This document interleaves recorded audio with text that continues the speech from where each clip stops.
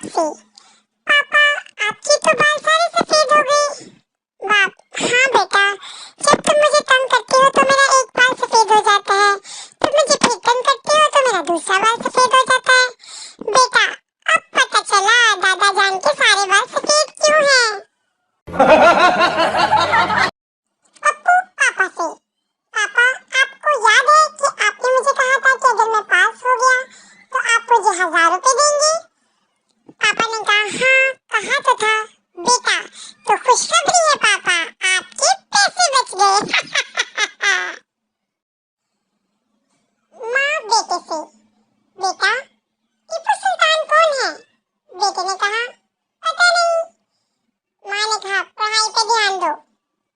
बेटे ने माँ से कहा माँ ये नशीन आंटी कौन है।